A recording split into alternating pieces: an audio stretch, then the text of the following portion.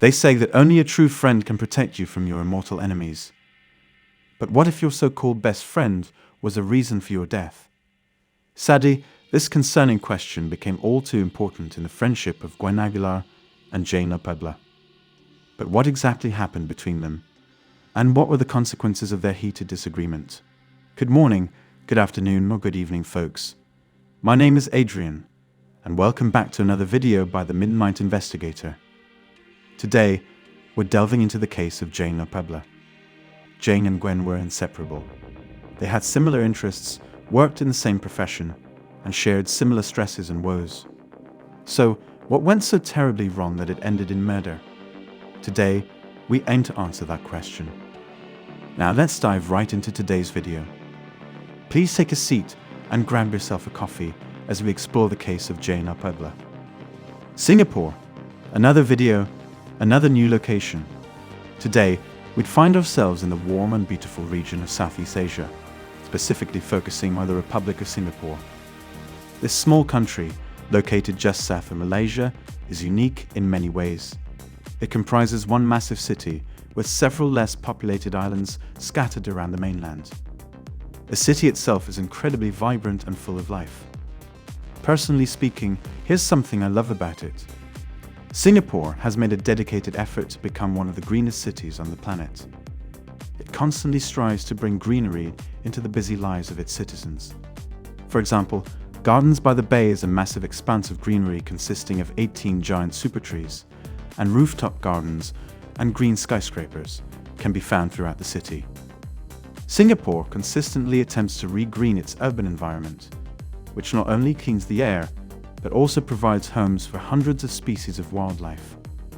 The city's vast wealth, thanks to its development and thriving sectors in education, healthcare, technology, and quality of life, allows for such advancements.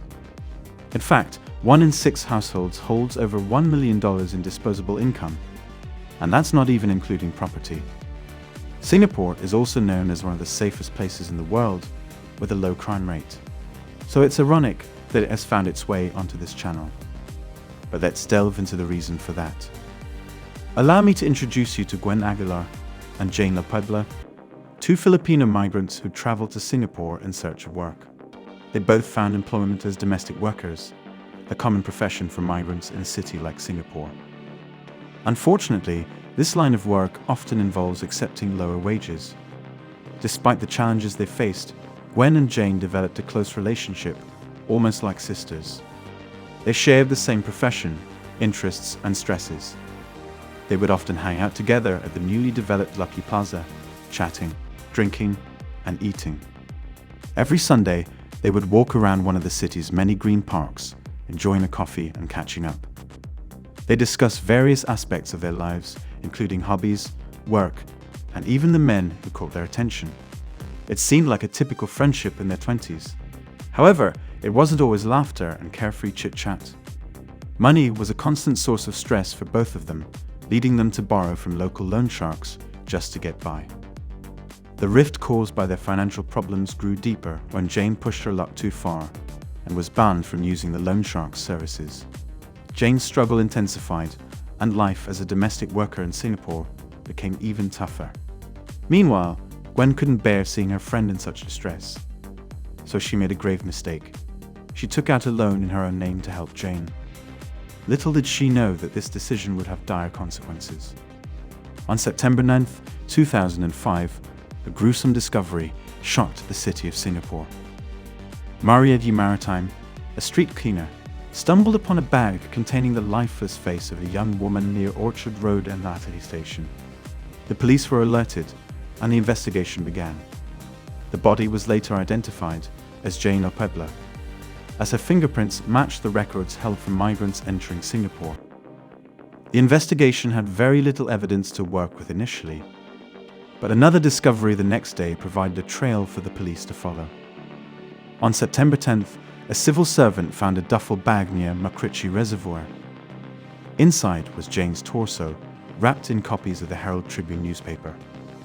One of the copies had a name and an address, leading the police to Gwen's apartment in Sunlay condominium. Gwen, the living maid with access to the apartment, was arrested on suspicion of Jane's murder.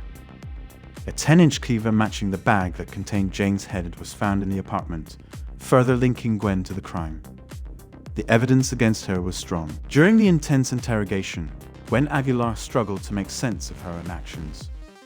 She found it difficult to articulate the reasons behind her decision to kill her best friend, Jane La Puebla.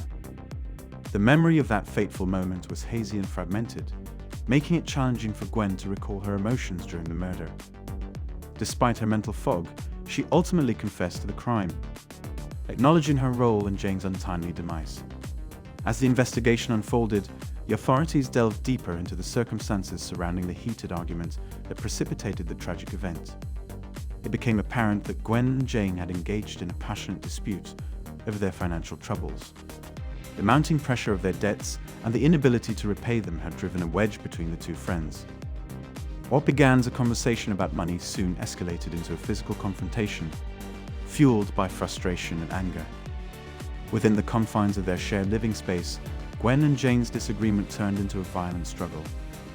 The walls witnessed their desperate grappling as they pushed each other into furniture and unleashed more aggressive tactics like hair pulling, biting, and strangling. The once close friends became embroiled in a battle where their frustrations and resentments boiled over. Amidst the chaos, Gwen smothered Jane with a pillow, depriving her of life. However, Jane briefly regained consciousness, which led to a second round of violence. Gwen once again overpowered her friend, this time using her hands to tighten the grip around Jane's neck, resulting in her tragic demise. The room bore witness to their harrowing struggle, with Jane's blood staining the walls and floors, a haunting reminder of the ferocity that consumed their friendship. During Gwen's subsequent interrogation, it became evident that her mental state played a significant role in the unfortunate turn of events. Her psychological evaluation highlighted a troubled mind burdened by financial troubles, separation from her family, and a sense of desperation. The weight of her debts and the inability to send money back home had taken a toll on her mental well-being. She found herself trapped in a suffocating cycle of stress, despair, and hopelessness.